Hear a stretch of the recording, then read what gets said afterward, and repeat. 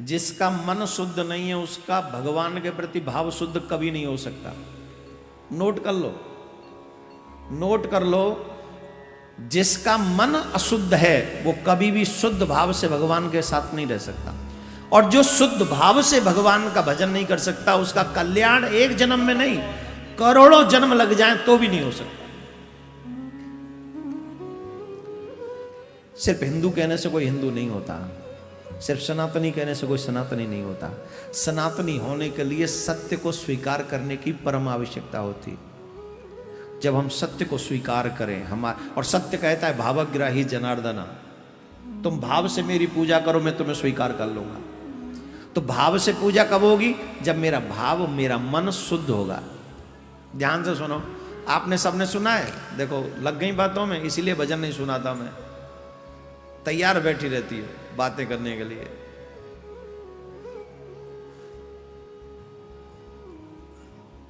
भगवान श्री राम ने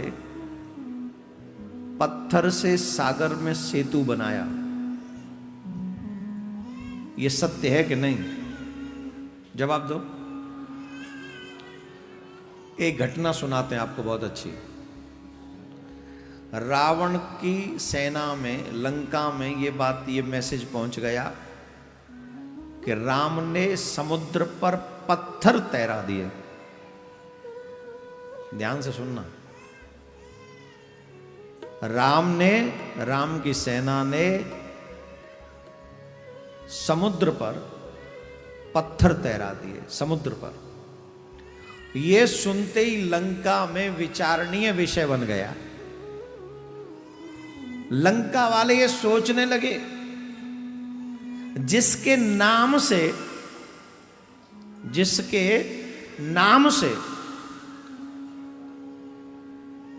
समुद्र में पत्थर तैर जाएं, तो जब वो लंका में आएंगे तो उनका हाल क्या होगा, हमारा हाल क्या करेंगे वो।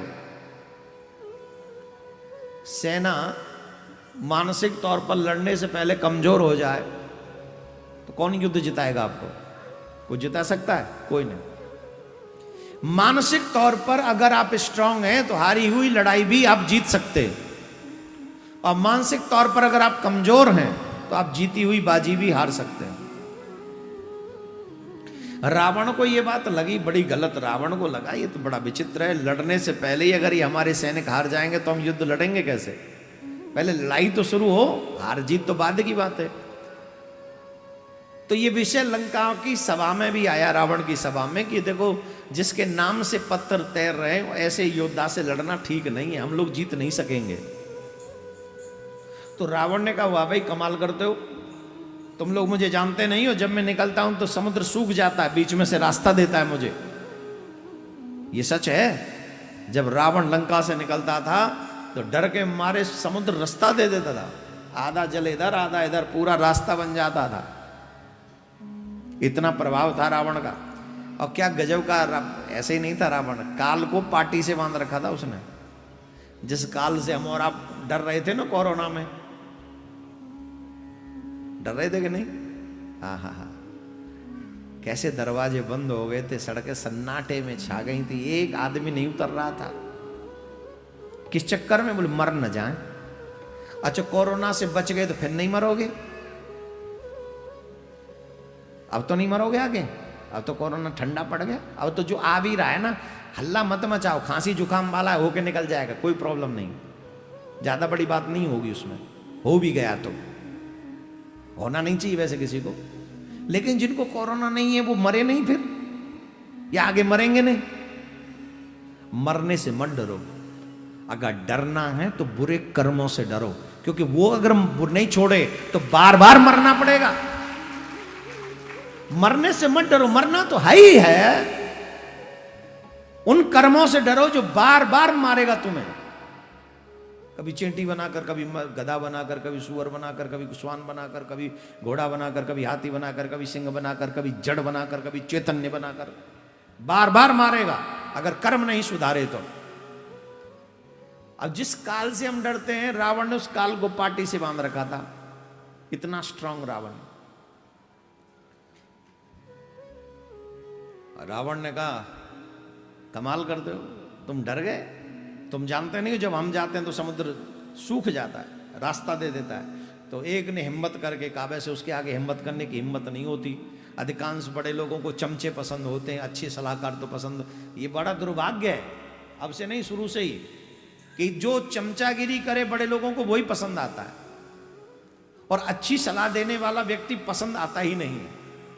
रावण ने भी कई लात मार के इसीलिए निकाल दी कि उन्होंने अच्छी बात कही थी, भाई सीता जी दे दो दे दो। वो नहीं माना, लात भगा, विभीषण को ही निकाल दिया था, अपने भाई को ही। तो एक ने बड़ी हिम्मत करके कहा, बोले महाराज देखो, समुद्र आपके कोई प्रभाव में नहीं है, वो तो भय में है। जब आप जाते हो तो वो डर जाता है तो रास्ता छोड़ देता है। अरे तो बोले, रावण को लगा ये भय निकला नहीं अभी इनका। बोले एक काम करो, सुनो, पत्थर तैरना ही बड़ी बात है क्या तुम्हारी? बोले हाँ। बोले चलो मेरे संग, मैं तुम्हें दिखाता हूं पत्थर कैसे तैरता है। रावण सारी सेना को लेकर समुद्र के तट पे पहुंचा। बोले सब देखना, पत्थर तैरेगा। मंदोदरी का इंटरेस्ट बढ़ गया। दुनिया में कोई किसी को कितना भी जाने, पर पत्नी से ज्यादा पति को कोई नहीं जान सकता। हाँ या ना? पत्नी को पता ही है कितना नकली है कितना असली है। भाई हम लोग समाज में जाते हैं तो अलग टाइप के बन के जाते हैं, थोड़ा बन ठन के, थोड़ा हाँ हेलो ऐसा सब ठीक, भैया राधे राधे, ठीक हो भैया, तिलक विलक लगा के सब बढ़िया जाना पड़ता है। लेकिन जब घर में जाते हैं तब माँ थोड़ी ना महाराज जी बन के बैठते हैं। माँ तो फिर हम पापा बने, पति बने, बेटा बने।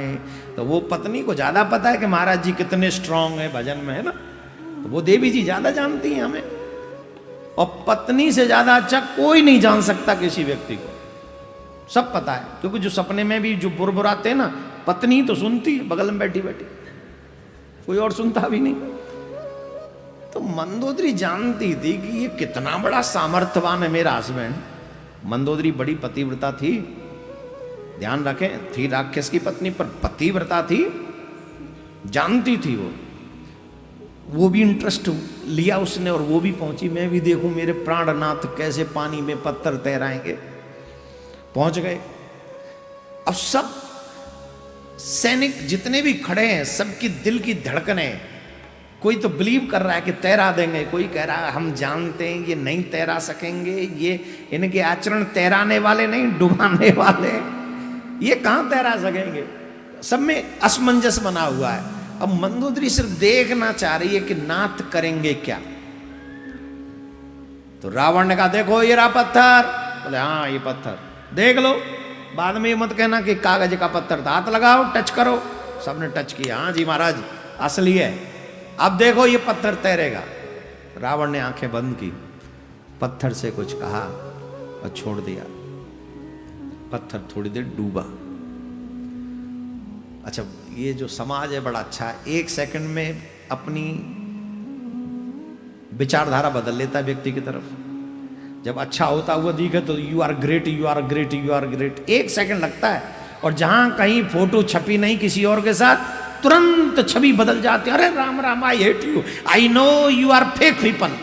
1 सेकंड में, 1 सेकंड लगता है इनको बदलने में, ये इनको टाइम नहीं लगता।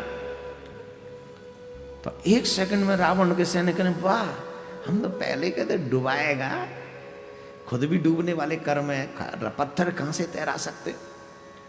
इतना उनका कहना ही हुआ मन ही मन में। इतने में तो वो चमत्कार हो गया, भयंकर चमत्कार।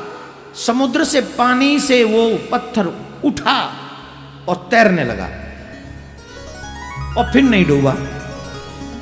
रावण के द्वारा छोड़ा हुआ पत्थर समुद्र के पानी पे तैर रहा है, और ये दृश्य पूरी लंका की सेना देख रही।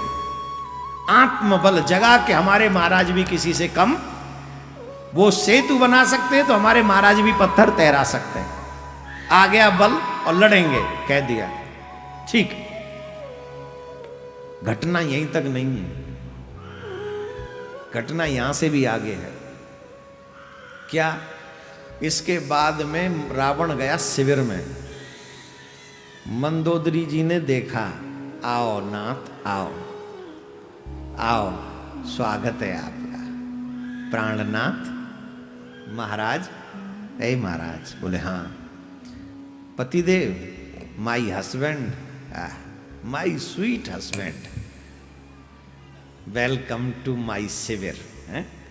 वाह, जितनी भी साधना है ना आपकी, जितने भी तप हैं आपके, जितने भी वरदान हैं आपके, I know very well everything, सब जानती हूं, पर सच्ची सच्ची बताओ, ये कौन सी साधना का प्रयोग किया आपने?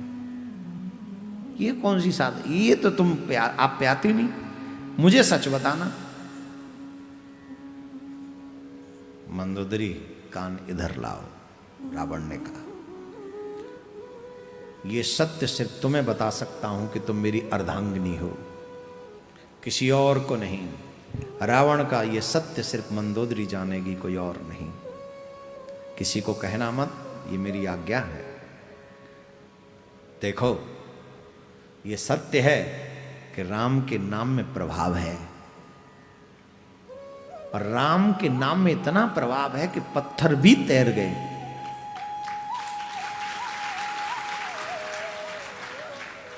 बोले ये तो हमने सुन लिया, आप ये बताओ आपने कौन से प्रभाव का प्रदर्शन किया जो आपने पत्थर तैरा दिया? बोले वही जो हो रहा था।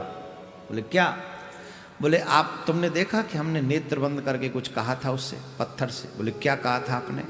बोले मैंने उससे कहा था तुझे तेरे राम की सौगंध। मेरे राम की नहीं, मेरा तो शत्रु है।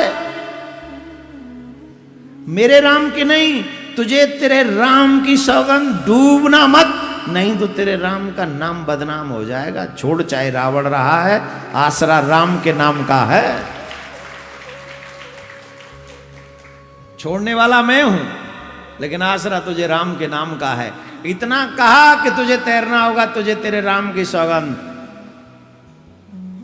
मंदोदरी, चाहे पत्थर था, चाहे जड़ था, पर राम की सौगंध की मर्यादा रखना उस पत्थर को भी आता है, इसलिए तैर गया।